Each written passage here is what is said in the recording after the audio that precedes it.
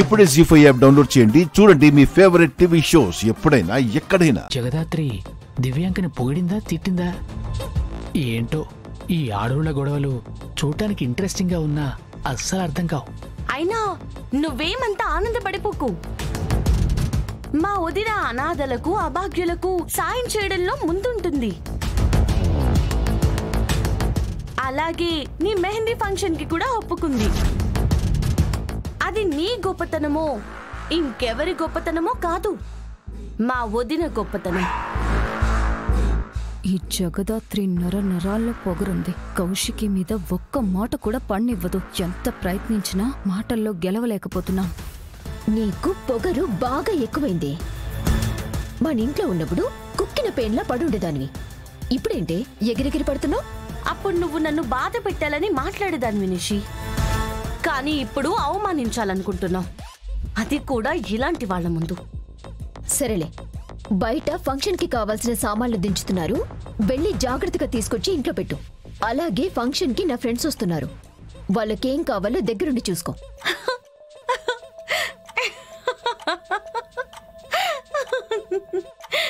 ఏంటి పిచ్చి పట్టిందా అలా నవ్వుతున్నావు?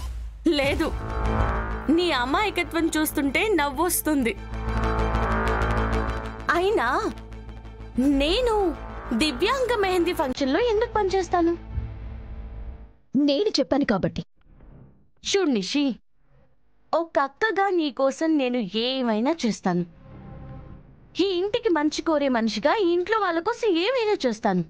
నాకు ఏ మాత్రం సంబంధం లేని వాళ్ళ కోసం నేనెందుకు పనిచేస్తాను? అంటే చేవా? నువ్వెంత అరిచినా అరిచి గీ పెట్టినా నేను చెయ్యను. కావాలంటే నీ ఫ్రెండ్స్ కోసం నువ్వు చేసుకో.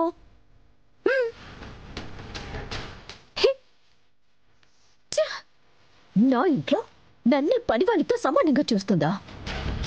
చెప్తాను నీ పని. దాంతో ఇవాళ ఈ ఫంక్షన్లో పని చేసేలా చేస్తాను. దాన్ని ఏంటి పని దాన్ని చేయకుంటే నా పేరు నిషికాని కాదా? నువ్వెంత అరిచినా అరిచి గీ పెట్టినా నేను చెయ్యను. కావాలంటే నీ ఫ్రెండ్స్ కోసం నువ్వే చూసుకో.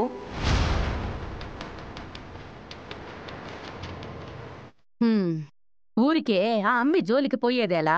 పండ్లు రాలగొట్టుకొని వచ్చేది ఎలా? ఏంటత్తయ్య అలా అంటారు? అంటే అది ఏమన్నా చూస్తూ ఊరుకోవాలా? మీరేదో దాంతో పని చెప్పిస్తారు అనుకుంటే ఇలా మాట్లాడుతున్నారేంటి? ఇప్పుడు ఆ జగదాత్రితో పని చేయించడం అంటే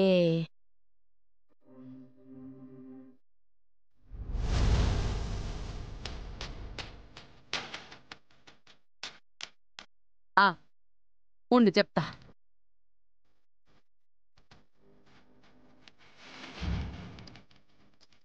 జరిగేది చూస్తూ నువ్వు ఈడనే ఉండమ్మి, నేనిప్పుడే వస్తా. ఏం చేస్తారబ్బా? నిషి, ఏంటి ఆవిడ ప్లాన్? జీ5 యాప్ డౌన్లోడ్ చేసి అన్ని ఎపిసోడ్స్ పూర్తి ఉచితంగా చూడండి.